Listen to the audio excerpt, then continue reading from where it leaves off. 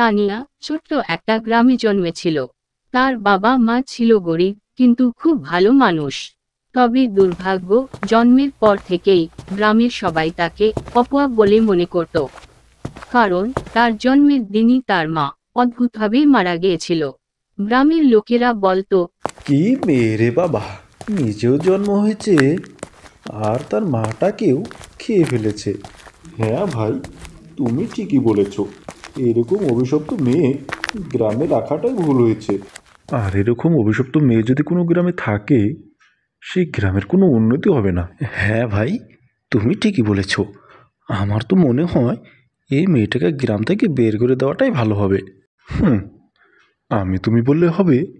দেখি, গ্রামের সবাই যেটা করবে সেটাই মেনে নিতে হবে।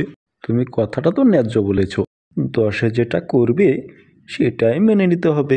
তানিয়ার বাবা এসব কুসংস্কারে বিশ্বাস করতেন না, কিন্তু তিনি একা একজন মানুষ, সমাজের বিরুদ্ধে লড়াই করার ক্ষমতা ছিল না তার। তানিয়াকে ভালোবাসলেও গ্রামের চাপে পড়ে তিনিও ধীরে ধীরে দূরে সরে গেলেন। যখন তানিয়া 16 বছরে পা দিল, তখনই তার জীবনে নেমে এলো অন্ধকার। সেই গ্রামেই বাস করত হরিদাস নামের একজন খুবই ধনী ব্যক্তি। সে ছিল গ্রামের গাঁওবুড়া। তাকে দেখে গ্রামের সবাই ভয় ভয় থাকত, কারণ তার অনেক টাকা পয়সা ছিল। একদিন গ্রামের গাঁওবুড়ার ছেলে রোজন খেলতে খেলতে পানিতে পড়ে যায়। আশেপাশে কেউ না থাকায় রোজন সেখানেই মারা যায়। তখন হরিদাস গ্রামের সবাইকে বলতে লাগলো যে, আমার ছেলেটা এমনি এমনি মারা যায়নি, ওই অভিশপ্ত মেয়েটার জন্যই আমার ছেলের আজ এই অবস্থা। আর ওই অভিশপ্ত মেয়েটা যতদিন এই গ্রামে থাকবে, এই গ্রামের কোনো উন্নতি হবে না। এই গ্রামের সবারই কোনো না কোনো ক্ষতি হবেই। হ্যাঁ দাদা, আপনি ঠিকই বলেছেন। এই দেখুন, কদিন আগে আমার মেয়েটার এমন জ্বর হলো যে ছাড়ার নামই নেই। এর আগে তো এমন জ্বর আমি কোনোদিনও দেখিনি। কর্তা, আমি বলে কি, মেয়েটাকে না পুড়িয়ে গ্রাম থেকে একেবারে বের করে দিলেই ভালো হয়। ও আমার যে ক্ষতি করেছে তার জন্য শাস্তি শুধু তার মৃত্যুই হবে। তাই আমি সিদ্ধান্ত নিয়েছি যে এই মেয়েটাকে পুড়িয়ে মারা হবে। আর যদি কেউ ওকে বাঁচানোর চেষ্টা করে, তাহলে তাকেও ওই মেয়েটার সঙ্গেই মরতে হবে। চলো। পরের দিন হরিদাস তানিয়ার বাড়িতে গেল। আগে দাদাবাবু, আপনি এই গরিবের বাড়িতে আসুন আসুন, বসুন। আমি এখানে বসতে আসিনি। তোমার ওই অভিশপ্ত মেয়েটা কোথায়? ওকে ডাকো। কেন দাদাবাবু, আমার মেয়েটা কি কোনো ভুল করেছে? না না, ভুল তোমার মেয়ে করেনি, ভুল করেছে তোমার বাপ। তোমার বাপ যদি বিয়ে না করতো, তুমিও হতে না। আর তুমি বিয়ে না করলে তোমার মেয়েও হতো না। আর তোমার মেয়েটা যদি না হতো, আমার এত বড় একটা সর্বনাশ হতো না, বুঝছো? তার কিছুক্ষণ পরেই তানিয়া বাড়িতে চলে আসে।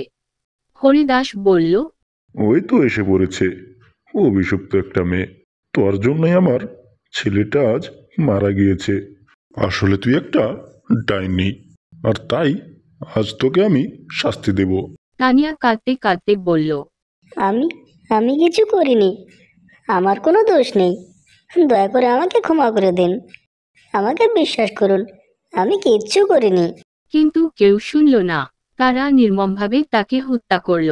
মৃত্যু অবধি তার চোখে শুধু ঘৃণা ছিল।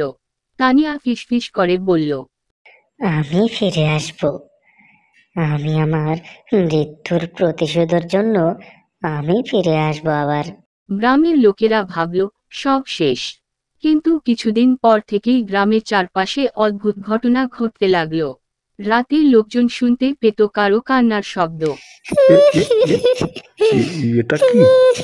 মনে হচ্ছে কেউ কান্না করছে। না, থাক, যাওয়ার দরকার নেই। আজকাল এমনি দিনকাল ভালো যাচ্ছে না, শুয়ে পড়ি।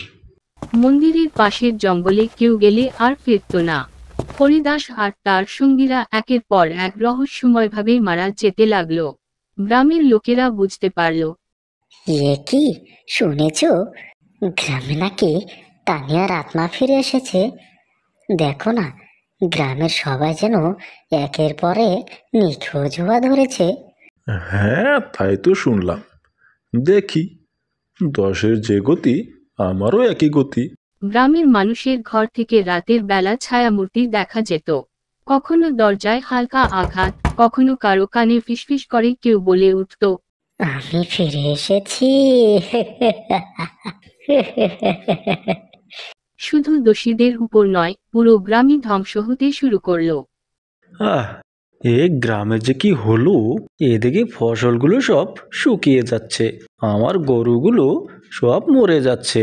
হ্যাঁ ভাই, আমার ছেলে মেয়ে দুটোর কদিন থেকে এমন জ্বর হয়েছে যে কত ডাক্তার দেখিয়েছি, কিন্তু কোনো মতেই কিচ্ছু হচ্ছে না। আর এদিকে রাত হলে তো ভয়ে বাইরেই বেরোনো যাচ্ছে না। পরের দিন সকাল হলো। একদিন এক তান্ত্রিক গ্রামে এলো। সে বলল, এই গ্রামে আত্মার ভর করেছে, এই আত্মাকে মুক্তি দিতে হবে, না হলে এই আত্মায় পুরো গ্রামকে ধ্বংস করে দেবে। তখন গ্রামের লোকেরা সেই তান্ত্রিকের হাত জোর করে বলল, বাবা, আমাদেরকে বাঁচান, না হলে ডাইনিটা পুরো গ্রামকে ধ্বংস করে ফেলে দেবে। তান্ত্রিক ডাইনিকে ফাঁদে ফেলতে এক যজ্ঞ করল। রাত গভীর হতে না হতেই ঝড় উঠল, বাতাস থমথমে হয়ে গেল। ঠিক তখনই তানিয়ার আত্মা সেখানে এসে হাজির হয়ে গেল। সে চিৎকার করে বলল, আমি অন্যায়ের শিকার হয়েছি, আর আমার সাথে যারা অন্যায় করেছে তারা তার শাস্তি পেয়েছে। কিন্তু গ্রামের মানুষ তখন চুপচাপ ছিল। তারা তখন অন্যায়ের বিরুদ্ধে একটা কথাও বলেনি। আর এখানে আমি শুধু প্রতিশোধ নিতে আসিনি, আমি এখানে ন্যায় বিচার করতে এসেছি। তান্ত্রিক মন্ত্র পড়ল, কিন্তু তানিয়া সহজে হার মানার মেয়ে নয়। সে তান্ত্রিকের দিকে এগিয়ে এলো, তার চোখে ছিল আগুনের ঝলক। চারপাশের বাতাস আরো ভারী হয়ে গেল, আগুনের শিখা চারদিকে ঘুরপাক খাচ্ছিল। গ্রামের লোকেরা কাঁদতে কাঁদতে ক্ষমা চাইতে লাগলো। মা রে, আমাদের ক্ষমা করে দে। আমরা মানছি যে তখন আমরা চুপচাপ ছিলাম, এটা আমাদের ভুল হয়েছে। আমাদের অন্যায়ের বিরুদ্ধে প্রতিবাদ করার দরকার ছিল, কিন্তু আমরা সেটা করিনি। তখনই তানিয়া থেমে গেল। সে বলল, আমি অন্যায়ের বিরুদ্ধে তখন একাই লড়েছিলাম, কিন্তু এবার তোমরা প্রতিজ্ঞা করো যে আর পর থেকে কোনো মেয়ের সাথে আর এরকম ঘটনা কোনোদিনও ঘটবে না।